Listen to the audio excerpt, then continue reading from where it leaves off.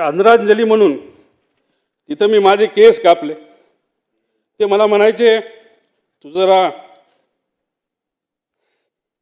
शारीरिक वजन वाढले, तू जरा शारीरिक वजन कमी कर, पण राजकीय वजन वाढव।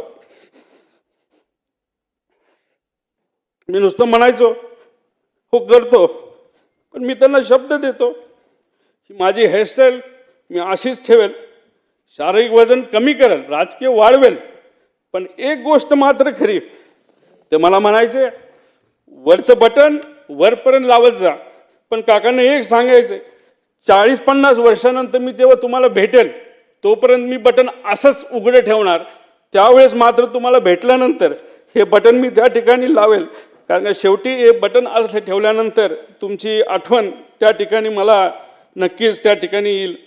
पण एक गोष्ट अजून आहे, 40-50 वर्षांनी जेव्हा अजित काकांची माझी भेट होईल तेव्हा हा माझा लढा जो मी आता त्या ठिकाणी लढत आहे आणि अख्खा महाराष्ट्र त्या ठिकाणी लढत आहे, तेव्हा अजित काकांसमोर ताट मानेले मी तिथं उभा राहील आणि नक्कीच माझे काका माझ्या पाठीवर हात ठेवून म्हणतील लढलास बरं का।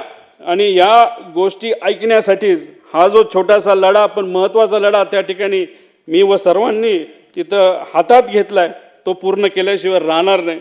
आणि दादांच्या अपघातात जो कोणी जबाबदार असेल, जो कोणी दोषी असेल, त्याला तुरुंगात टाकल्याशिवाय आणि शिक्षा दिल्याशिवाय आम्ही तर त्या ठिकाणी शांत बसणार नाही। तो किती मोठा असला आणि कुणी काय असलं तरी आम्ही घाबरणार नाही।